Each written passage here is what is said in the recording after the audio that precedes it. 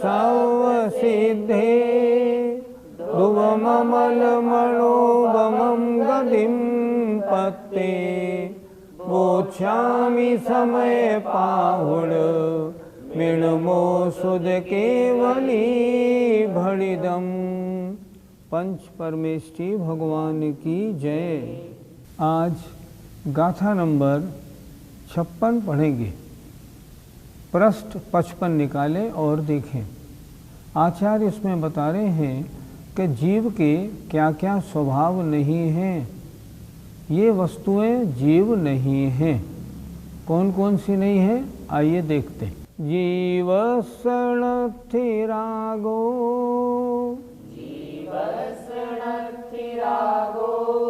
लविदोषोणेव विद्यते मोहो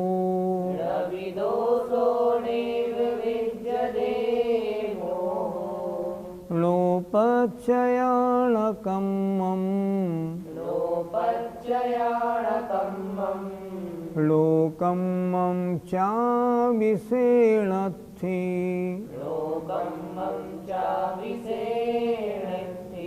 बोलिए। जीवसणथिरागो लविदोषोणेव विद्यते मोहो लोपच्चयाणकम्मं लोकम्मं चाविषेणथि। जीवसणथिरागो लविदोषोणेव विद्यते मोहो लोपच्चयाणकम्मं लोकम्मं चाविषेणथि। गाथा का एक एक शब्द समझते हैं, अर्थ की ओर ध्यान दीजिए। जीवस जीव के, णथि नहीं है, रागो राग, लवि दोषो द्वेष भी नहीं है, लेव विद्यते और ना ही विद्यमान है, मौजूद है जीव में मोह। मोह भी जीव का स्वभाव नहीं है। लो पच्चया, पच्चया कहते हैं आश्रव, आश्रव भी जीव के स्वभाव नहीं है। नहीं है नो कम्मम, कर्म भी जीव नहीं है। लो कम्मम, नो कर्म भी जीव के स्वभाव नहीं है। चाविषेणथि नहीं है। क्या बताना चाह रहे हैं आचार्य इस गाथा में?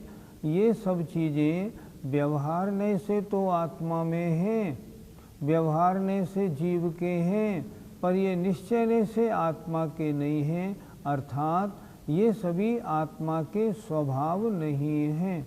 फिर एक बार देखें। जीवस्व जीव के, णथि नहीं है, रागो राग, लवि दोषो दोष भी जीव के नहीं है। जीव के नहीं है, जीव के स्वभाव नहीं है। लेव विद्यते मोहो, मोह माने मोह भी, लेव माने नहीं, जीव में विद्यमान है, जीव का स्वभाव है, मोह भी स्वभाव नहीं है। लो पच्चया, पच्चय माने प्रत्यय, प्रत्यय माने आश्रव, अर्थात आश्रव भी जीव में नहीं है। न कम्मम, कर्म भी जीव के स्वभाव नहीं है। नो कम्मम चाविषेणथि, और नो कर्म भी जीव के नहीं है। इस गाथा नंबर 56 में इतनी चीज़ें बताई। आचार्य कहते हैं ये कोई भी जीव के स्वभाव नहीं है। जीव का स्वभाव इनसे भिन्न है। ये व्यवहारने से जीव हैं, लेकिन निश्चयने से ये जीव के स्वभाव नहीं है। भावार्थ देखते हैं। जीव के राग नहीं है, द्वेष भी नहीं है, मोह भी नहीं है, आश्रव भी नहीं है, कर्म भी नहीं है, और उसके नो कर्म भी नहीं हैं। ये सब क्या है? ये सब पुद्गल के परिणमन हैं, ये सब विभाव हैं, ये सब अन्य के कारण होते हैं। ये जीव के स्वभाव नहीं। अगर ये जीव के स्वभाव होते फिर तो सिद्धों में भी होने चाहिए। सिद्ध भगवान में ये कोई नहीं होते, इसलिए ये जीव के स्वभाव नहीं। स्वभाव अर्थात निश्चय से ये सभी वस्तुएं जीव की नहीं हैं। पंडित जी, राग तो जीव में ही होता है, फिर जीव का स्वभाव क्यों नहीं? प्रश्न, राग जीव में क्यों होता है? क्योंकि लोभ या माया कषाय का उदय होने से जीव में राग होता है। तो स्वभाव क्या होता है जो बिना किसी के कारण हो? तो जब माया और लोभ कषाय इन कर्म का उदय नहीं होता, तब तक जीव में राग नहीं होता। तो ये राग स्वभाव नहीं हुआ, ये राग विभाव हुआ। कर्म के उदय के कारण होता है, इसलिए राग या द्वेष परिणाम ये जीव के स्वभाव नहीं। आचार्यों ने क्रोध और मान को द्वेष में माना है, माया और लोभ को राग में माना है। तो ये राग और द्वेष रूप जो है ये आत्मा के स्वभाव नहीं है। क्यों? कर्म उदय के कारण होते हैं। यहाँ चर्चा हो रही है निश्चय से जीव का क्या है? नहीं, राग भी नहीं है, द्वेष भी नहीं है, ये आत्मा के नहीं है। ये व्यवहारने से पहले बताया था है, लेकिन यहाँ व्यवहारने की चर्चा नहीं। यहाँ तो ये बता रहे हैं स्वभाव क्या है आत्मा का। क्या राग द्वेष आत्मा का स्वभाव है? नहीं, ये आत्मा में नहीं है। अन्य के कारण होने से ये तो विभाव परिणाम है, ये जीव के नहीं है। पंडित जी, राग द्वेष और मोह में अंतर क्या है? मोह दो प्रकार का, एक दर्शन मोहिनी से संबंधित और एक चारित्र मोहिनी से संबंधित। चारित्र मोहिनी से संबंधित जो मोह है वो तो हमने माना राग और द्वेष, लेकिन दर्शन मोहिनी से जो संबंधित मोह है उसका नाम है मिथ्यात्व। मोह की दो ब्रांच, एक मिथ्यात्व रूप और एक कषाय रूप। ये दोनों भी आत्मा के स्वभाव नहीं, मोहिनी कर्म के उदय के कारण होते हैं, इसलिए ये भी आत्मा के स्वभाव नहीं, ये भी विभाव है। पंडित जी, प्रत्यय से हमको क्या समझना चाहिए? आत्मा के जिन परिणामों से कार्बन वर्गणा कर्मरूप परिणमन करती है, उन कारणों को हम कहते हैं प्रत्यय। प्रत्यय माने आश्रव। वो आश्रव कौन कौन है? मिथ्यात्व, अविरति, प्रमाद, कषाय और योग। इन रूप जो परिणाम है आत्मा के, जिनके कारण आश्रव होता है, ये भी आत्मा के नहीं हैं। ये आत्मा के विभाव हैं, स्वभाव नहीं। अर्थात निश्चय से आत्मा में ये भी नहीं है। पंडित जी, कर्म और नौकर्म क्या होते हैं?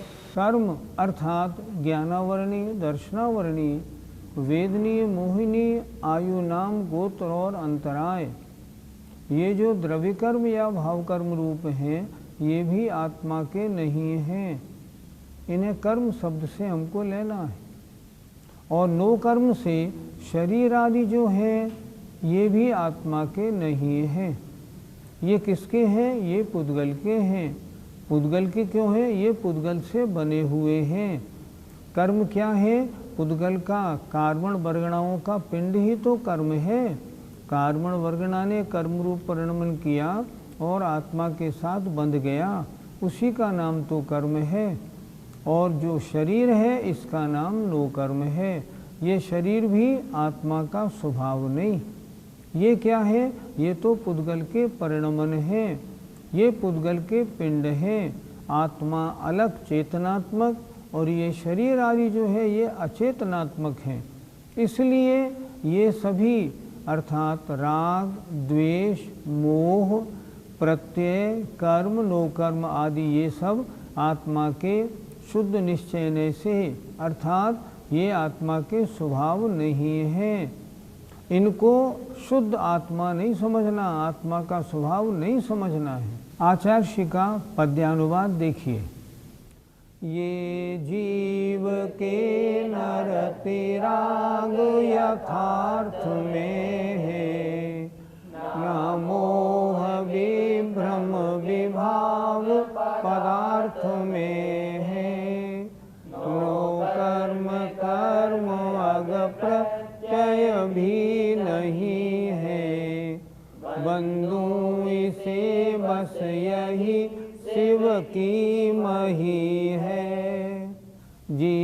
जीवसणथि वग्गो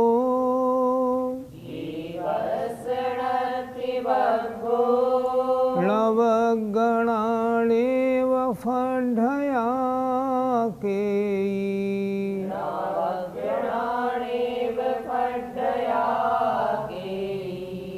लोअझपठाणा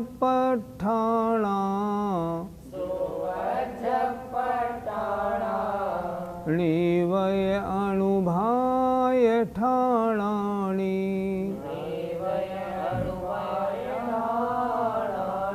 बोलिए जीवसणथि वग्गो नवगणाणेव फढया केयी लोअझपठाणा णेवय अणुभाय ठाणाणि जीवसणथि वग्गो नवगणाणेव फढया केयी लोअझपठाणा णेवय अणुभाय ठाणाणि। एक एक शब्द का अर्थ ध्यान से देखें। जीवस्सो जीव के, णथि नहीं है, वग्गो वर्ग, न वग्गणा न वर्गणा वर्गणा भी नहीं है, णेव फढया केयी और कोई फढया माने स्पर्धक भी जीव के स्वभाव नहीं है। लो अध्यपट्ठाणा अध्यपट्ठाण अध्यात्म स्थान, अध्यात्म स्थान माने अध्यवसान, अध्यवसान माने राग द्वेष आदि परिणाम, लो ये भी जीव के नहीं है। और णेवय अणुभाय ठाणानि, अणुभाय माने अनुभाग स्थान, वो भी जीव के णेवय नहीं है। किस किस के बारे में बता रहे हैं यहाँ पे देखें। फिर यहाँ जीवसणथि वग्गो वर्ग, ये भी जीव के स्वभाव नहीं है, न वग्गणा वर्गणा भी जीव का स्वभाव नहीं, निश्चय से वर्गणा जीव नहीं है, णेव फढया केयी और कोई स्पर्धक भी जीव नहीं है। णो अध्यपट्ठाणा जो काम क्रोध मोह लोह आदि परिणाम हैं ये भी जीव के नहीं हैं। णेवय अणुभाय ठाणानि और जो अनुभाग स्थान है ये भी जीव के नहीं हैं। ये सब निश्चय से जीव के नहीं पुद्गल के कारण हुए हैं, इसलिए ये सब तो पुद्गल के हैं। ये जीव के स्वभाव नहीं, शुद्ध निश्चय से ये जीव नहीं है। वर्ग नहीं है, वर्गणा नहीं है, कोई स्पर्धक भी नहीं है, अध्यात्म स्थान माने अध्यवसान भी नहीं है और अनुभाग स्थान भी नहीं है। ये सब पुद्गल के कारण होने वाले परिणाम, ये निश्चय से जीव के स्वभाव नहीं। पंडित जी, वर्ग और वर्गणा में क्या अंतर है? परमाणु को वर्ग कहते हैं और बहुत से समान वर्गों के समूह को वर्गणा कहते हैं। फिर देखें, परमाणु माने वर्ग और बहुत से वर्गण अणुओं के समूह को, वर्गों के समूह को कहते हैं वर्गणा। ये तो पुद्गल के अणु से निर्मित हैं, ये जीव के स्वभाव कैसे हो जाएंगे? नहीं हो सकते। इसलिए इन दोनों में अंतर है। वर्ग परमाणु है, परमाणु के समूह का नाम वर्गणा है। पंडित जी, ये स्पर्धक क्या होते हैं? वर्गणाओं के समूह को स्पर्धक कहते हैं। देखो, वर्ग परमाणु और परमाणु के समूह का नाम वर्गणा और वर्गणाओं के समूह का नाम स्पर्धक। स्पर्धक माने वर्गणाओं का समूह। ये भी जीव का नहीं, क्योंकि ये भी तो परमाणुओं से बना है। पंडित जी, अध्यात्म स्थान से हम क्या समझें? आत्मा के जो शुभ और अशुभ रूप राग आदि विकल्प हैं, ये अध्यात्म स्थान हैं, अर्थात अन्य के कारण होने वाले आत्मा के परिणाम। इनको हम अध्यात्म स्थान या अध्यवसान दोनों कह सकते हैं। ये भी जीव के नहीं। क्यों नहीं? क्योंकि कर्म के कारण होते हैं, इसलिए ये कर्म के कारण होने से कर्म के हुए। ये भी पुद्गल के हैं, आत्मा के स्वभाव नहीं हैं। पंडित जी, अनुभाग स्थान क्या होते हैं? अनुभाग माने कर्म जब उदय में आता है तब उसका कम या अधिक फल होना, इसका नाम है अनुभाग। ये कितने प्रकार का होता है? घातिया कर्मों के अनुभाग स्थान माने घातिया कर्मों के फल। ये फल कितने प्रकार के? वैसे तो अनंत प्रकार के हैं, लेकिन मूलतया इनको 4 भागों में विभाजित किया है। शैल माने पहाड़ जैसे कठोर, अस्थि माने हड्डी जैसे पहाड़ से मुलायम पर कठोर, दारू माने लकड़ी जैसे, और बेल माने लता जैसे बिल्कुल मुलायम।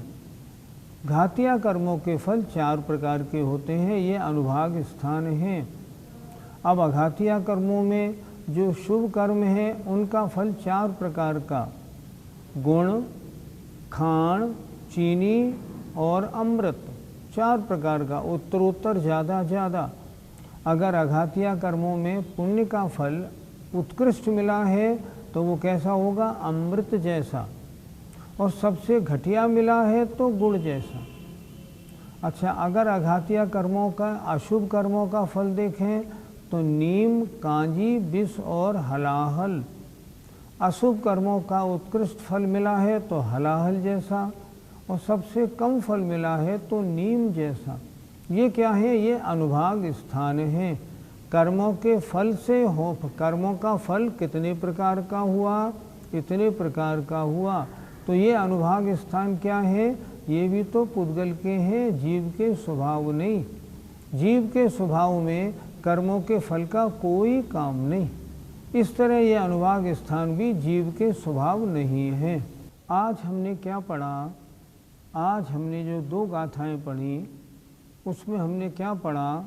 जीव के राग भी नहीं, जीव के द्वेष भी नहीं, जीव का मोह भी स्वभाव नहीं, जीव के प्रत्यय माने आश्रव भी नहीं, कर्म और नो कर्म भी जीव के स्वभाव नहीं है। ये क्या है? पुद्गल कर्म के उदय के कारण होने वाले परिणमन हैं। तो ये सब पुद्गल के हैं। गाथा नंबर 57 में हमने क्या पढ़ा? कि जीव के वर्ग भी नहीं है, पुद्गल से बना है, वर्गणा भी नहीं है, स्पर्धक भी नहीं है, और जो अध्यात्म स्थान माने राग द्वेष आदि परिणाम हैं ये भी जीव के नहीं है। और जब कर्म पक्कर उदय में आता है तो उसका कम या ज़्यादा जो फल मिलता है वो भी जीव का स्वभाव नहीं। क्यों स्वभाव नहीं? क्योंकि उदय में आने पर, पुद्गल के उदय में आने पर ये परिणाम होते हैं। स्वभाव वो होते हैं जो बिना किसी अन्य के कारण स्वयमेव होते हैं, पर ये परिणाम अन्य के कारण हुए, ये जीव के स्वभाव नहीं है। ये तो पुद्गल के कारण होने से पुद्गल के स्वभाव है। इस प्रकार आज हमने पढ़ा। आइए अब आचार्य का पद्यानुवाद देखते हैं। हे जीव की न विधि वर्ग न वर्गणाए, न तीव्र मंद विधि स्पर्धक की कलाएं, अध्यात्म और अनुभाग न थानहीन, वंदू उसे रह सकूं निज में विलीन। विलीन माने डूबा हुआ, आत्मा में डूबा हुआ।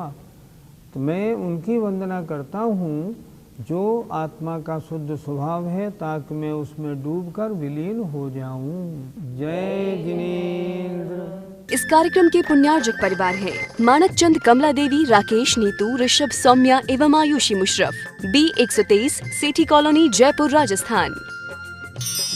स्वर्गीय श्रीमती अनंतमती मोतीचंद शाह की स्मृति में सुपौत्री आभा, आयुषी, सुपौत्र आदित्य, सुपौत्री मुग्धा, अभिजीत शाह, डॉक्टर केतकी तुषार भट्ट, पुत्र श्री हर्षवर्धन, धन्य कुमार पुत्र वधू रोहिणी, दयानंदा पुत्री श्रीमती भारती, श्रीमती उज्ज्वला, डॉक्टर कल्पना, आशा, स्मिता, दीपमाला एवं समस्त वाडीकर परिवार। Arun Kumar Agarwal, Amrapali fashion, Renu Agarwal, Anushree Agarwal, Anshita Agarwal, B197 HIG, Nandgram, Ghaziabad. Garv Gautam Jain, सुपौत्र Ashok Kumar, Ratanlal Jain, नूतन, गौतम, प्राची, आदित्य, महिमा, सलोनी, निरंजन, अरहन, आराध्य, तारदेव, अंधेरी, मुंबई। श्री जनार्दन प्रसाद जी, श्रीमती पटंती देवी, मुकेश कुमार, साक्षी, हितार्थ, ईशा, मोना खंधार, श्री किशोर खंधार, श्रीमती सुषमा खंधार, परिमल खंधार, अहमदाबाद।